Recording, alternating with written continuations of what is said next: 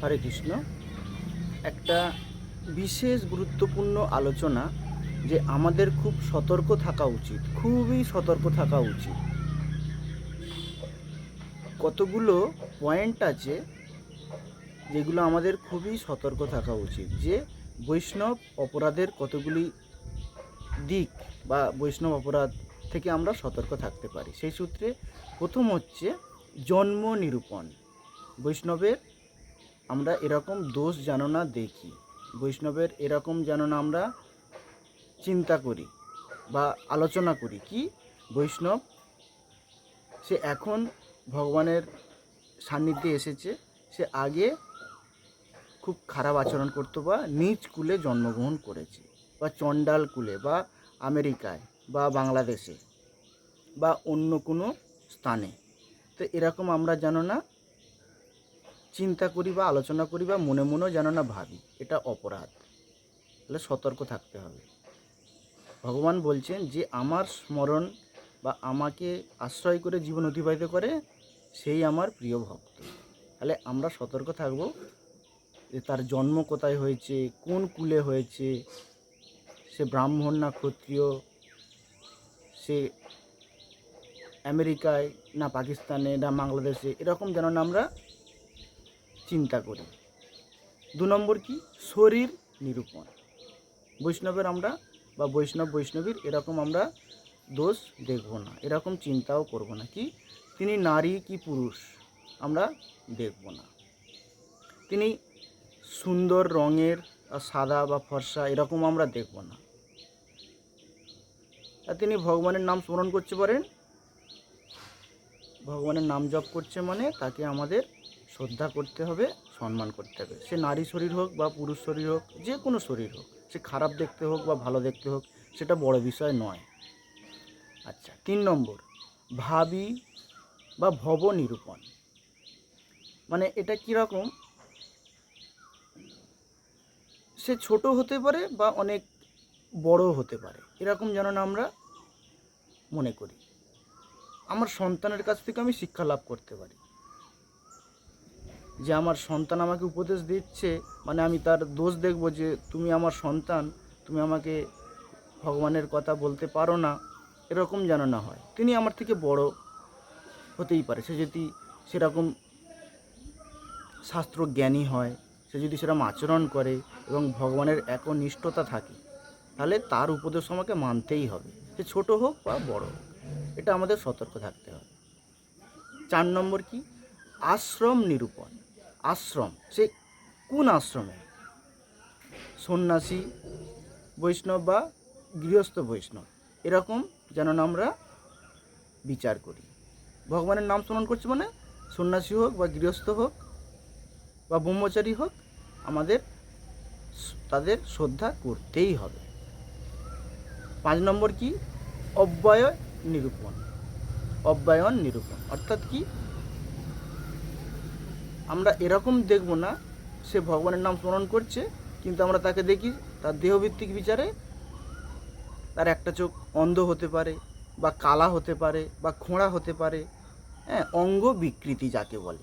তো এরকম আমরা দর্শন করব না। তিনি ভগবানের নাম স্মরণ করছে মানে তিনি বৈষ্ণব বা বৈষ্ণবী, তাকে আমাদের অবশ্যই শ্রদ্ধা এবং প্রণাম জানাতেই হবে, তিনি বৈষ্ণব। আচ্ছা, 6 নম্বর কি আলস্য নিরূপণ। মানে আলস্য মানে বেশি খাওয়া, সন্ন্যাসী বেশি খায়, এটা দেখা একটা অপরাধ, কেমন? তা এদিক থেকে আমাদের সতর্ক থাকতে হবে। 7 নম্বর কি বসনিং নিরূপণ। মানে আমাদের গৃহে যখন কোনো বৈষ্ণব আসেন, আমরা যেন না এরকম দেখি উনি মায়াপুর থেকে এসেছে, তাকে বেশি সম্মান করব, আর উনি কলকাতা থেকে এসেছে, হ্যাঁ, ওনাকে একটু কম সম্মান করব। বা আবার দেখি যে ওই বৈষ্ণব চণ্ডাল কুলের বা নিচ কুলের, ওনাকে সম্মান করবই না, বা পাড়ার বৈষ্ণব, এরকম যেন না আমরা মনোভাব করি। তাহলে আমাদের প্রত্যেককেই সম্মান করতে হবে, সে মায়াপুর থেকে আসুক বা কলকাতা থেকে আসুক বা আমাদের পাড়া প্রতিবেশী হোক, সবাইকে একই সম্মান করতে হবে। 8 নম্বর কি বন্ধু নিরূপণ। যে আমার দাদা কাকা বৈষ্ণব, বেশি সম্মান করতে হবে, এরকম নয় যে অমুককে আমি চিনি না তাকে আমি সম্মান কম করব, এরকম যেন না হয়। আমাদের প্রত্যেককেই সমানভাবে সম্মান করতে হবে। সকলে সম্মান করিতে শকতি, দেহ নথ যথাযথ। এই যে সম্মান আমরা করব, এটা গুরুদেবের কাছে প্রার্থনা করতে পারি, আমাদের ভজনে আছে। আর ভগবানও বলছেন, বিদ্যা বিনয় সম্পন্নে ব্রাহ্মণে গবি হস্তিনী, শুনি চৈব সপাকে চ পণ্ডিতা সমদর্শিন। আমাদের সমদর্শী হওয়ার অভ্যাস করতে হবে, যদিও সময় লাগবে, কিন্তু আমাদের চেষ্টা করতে হবে। তাহলে এরকম আমরা কয়েকটা দেখলাম, আরও আছে, আমরা পরে পরে আলোচনা করতে পারি। তো এইগুলো আমাদের সতর্ক থাকতে হবে যে আমাদের যেন না বৈষ্ণব অপরাধ যেন না হয়। কেমন? আমাদেরকে অবশ্যই একত্রিত হয়ে সবাইকে মিলেমিশে নিয়ে হাতে হাত ধরে আমরা হরিনাম সংকীর্তন করব, আনন্দ করব, মন্দিরে যাব, এটাই আমাদের একান্ত কর্তব্য। কারোর দোষ আমরা দর্শন করব না, আমাদের খুব সতর্ক থাকতে হবে। হরে কৃষ্ণ কৃষ্ণ কৃষ্ণ হরে হরে, হরে রাম রাম রাম হরে হরে। হরে কৃষ্ণ। তো অনেকেই বলে থাকেন যে শ্রী চৈতন্য মহাপ্রভু নিত্য বিরাজমান কোন কোন স্থানে। নিত্য বিরাজমান এখনও, তিনি হচ্ছে স্বয়ং ভগবান, আমাদেরকে শিক্ষা দেওয়ার জন্য নিজে ভক্তরূপে আবির্ভাব হয়েছেন। কোন কোন স্থানে নিত্য বিরাজমান? প্রথম হচ্ছে শচীর রন্ধনে, এখানে শচী মায়ের রন্ধনে, আর শিবাস অঙ্গনে, আর কি 3 নম্বর নিত্যানন্দ নর্তনে, 4 নম্বর কি রাঘব ভবনে।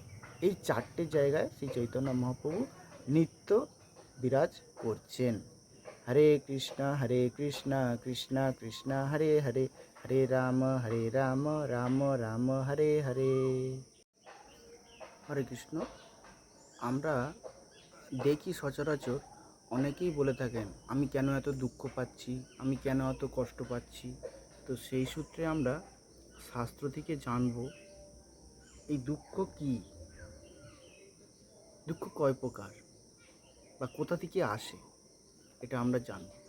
দুঃখ হচ্ছে 3 প্রকারের দুঃখ শাস্ত্রে বর্ণনা আছে। আদি দৈবিক, আদি ভৌতিক আর আদি আত্মিক। এই আদি দৈবিক এটা কোথা থেকে আসে? আদি দৈবিক হচ্ছে প্রচণ্ড শীত, প্রচণ্ড ঝড়, প্রচণ্ড গরম, এইগুলো হচ্ছে আদি দৈবিক বা দেবতাদের দ্বারা এই দুঃখ কষ্ট আসে। আর আদি ভৌতিক কি? আদি ভৌতিক হচ্ছে অন্য জীবের দ্বারা ক্লেশ। অন্য জীব যেমন বাঘ বা অন্য মানুষও হতে পারে, মশা হতে পারে, অন্য জীবের দ্বারা ক্লেশ। আর আদি আত্মিক অর্থাৎ নিজের মন থেকে যে কষ্ট আমরা পাই, নিজের দেহজাত থেকে, তো এইটা হচ্ছে 3 রকমের দুঃখ আমরা পাই। এটাই আমাদের বুঝতে হবে, জানতে হবে। তো এই সূত্রে আমরা অন্য কাউকে ব্লেম করতে পারি না, এর জন্য আমাদের সতর্ক থাকতে হবে এবং আমাদেরকে ভগবানের স্মরণে থেকে নিজেদেরকে এগোতে হবে, তাহলে আমরা দুঃখ কষ্ট থেকে নিবৃত্তি লাভ করতে পারি। আর ভগবান কি বলছেন? এই জড়জগৎ হচ্ছে দুঃখালয়। ভগবান কি বলছেন? মাম উপেত্য পুনর্জনম দুঃখালয়ম অশাশ্বতম ন আপনুবন্তি মহাত্মান সংসিদ্ধিম পরমাম গতা। অর্থাৎ এই জগৎ হচ্ছে দুঃখালয়ম। ভগবান স্ট্যাম্প মেরে দিয়েছে, আমাদের এটা মেনে নিতেই হবে। এখানে সুখ নেই। সাময়িক জড়জাগতিক অনেকে সুখ ভোগ করতে পারে, কিন্তু এটা সুখের জায়গা নয়। যেখানে ভগবানের কথা হয়, নাম কীর্তন হয়, হরিনাম সংকীর্তন হয়, সেখানেই সুখ, সেখানেই আনন্দ। আর জড়জাগতিক দিক থেকে দেখতে গেলে সুখ সেটা ক্ষণস্থায়ী, চিরস্থায়ী নয়। চিরস্থায়ী সুখ সেটাই যেটা হচ্ছে নামের আশ্রয়। হরে কৃষ্ণ। হরে কৃষ্ণ। আমরা শ্রী চৈতন্য মহাপ্রভুর যে উপদেশ, শিক্ষা সেটাই আমরা পাঠ করার চেষ্টা করব। কী উপদেশ শ্রী চৈতন্য মহাপ্রভুর? শ্রী শিক্ষাষ্টকম। উনি এক্সট্রা কিছু দিয়ে যায়নি, আমাদের স্বয়ং ভগবান হয়ে উনি আমাদের 8টি শ্লোক দিয়ে গেছে।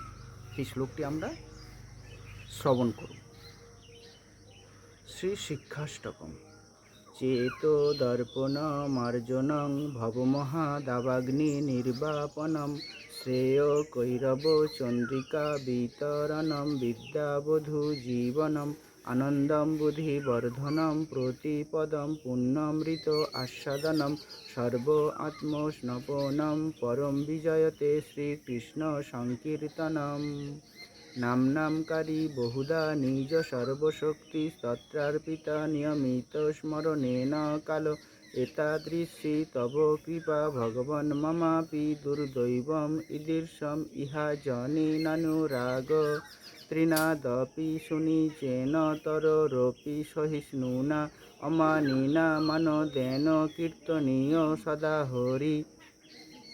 ন ধনং ন জনং ন সুন্দরীং কবিতাং বা জগদীশ কাময়ে মম জন্মনি জন্মনীশ্বরে ভবতাদ্ভক্তির অহৈতকী তয়ি।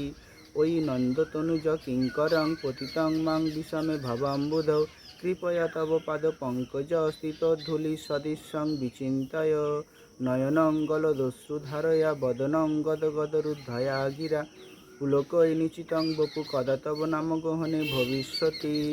যুগায়িতং নিমেষণ চক্ষুষা পাবৃশায়িতং শূন্যায়িতং জগৎসর্বং গোবিন্দ বিরহেণ মে আশ্লিষ্য বা পাদরতাং পিনষ্টু মাম অদর্শনাম মর্মহত্যাং করোতু বা যথা তথা বা বিদধাতু লম্পট মৎপ্রাণনাথস্তু স এব নপরঃ। হরে কৃষ্ণ কৃষ্ণ কৃষ্ণ হরে হরে, হরে রাম রাম রাম হরে হরে।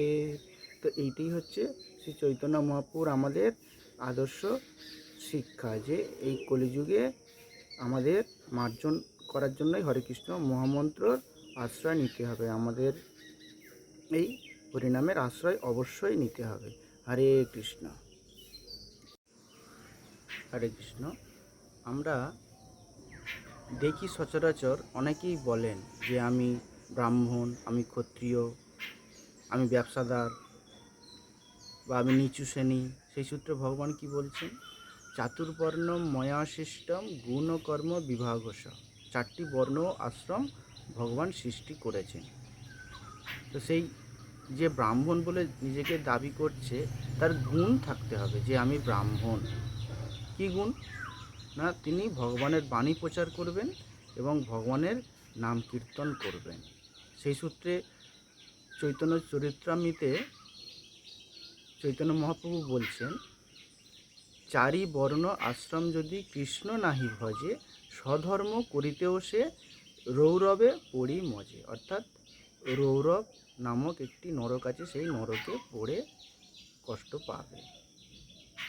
সে যদি মনে করে নিজের ধর্ম পালন করছি, আমি ক্ষত্রিয়, আমি ব্রাহ্মণ, আমি বৈশ্য, আমি শূদ্র, তথাপি কৃষ্ণ নাম ভজন করতে হবে। তো এটাই হচ্ছে কলিযুগের চৈতন্য মহাপ্রভুর উপদেশ, যে কৃষ্ণ ভজন করতে হবে। তিনি ভগবান ভক্তরূপে এসে আমাদের শিক্ষা দান করছেন। এই কলিযুগে হরিনাম ছাড়া অন্য কোনো গতি নাই। হরে কৃষ্ণ কৃষ্ণ কৃষ্ণ হরে হরে, হরে রাম রাম রাম হরে হরে। জয় পতিত পাবন চৈতন্য মহাপ্রভু কি জয়। নিতাই গৌর প্রেমানন্দে হরি হরি বল। হরে কৃষ্ণ। তো এই মাসে ভগবানকে তুলসীপত্র নিবেদন যে করা হয়, বিশেষ করে 33 বার জপ, 33টা তুলসী, কি মন্ত্র বলে দিতে হয়, তো সেই মন্ত্র আমরা জানব। গোবর্ধন ধরম বন্দে গোপালম গোপরূপিণম গোকুলোৎসবম ঈশানম গোবিন্দম গোপিকা প্রিয়ম বন্দে নবঘন শ্যামং দ্বিভুজম মুরলীধরম পীতাম্বরধরম দেবম স্বরাধম পুরুষোত্তমম। এই মন্ত্র আমরা 33 বার জপ করতে পারি বা 33 বার পাঠ করতে পারি। আর এই মন্ত্র বলে আমরা ভগবানকে তুলসী পত্র অর্পণ করতে পারি। হরে কৃষ্ণ কৃষ্ণ কৃষ্ণ হরে হরে, হরে রাম রাম রাম হরে হরে।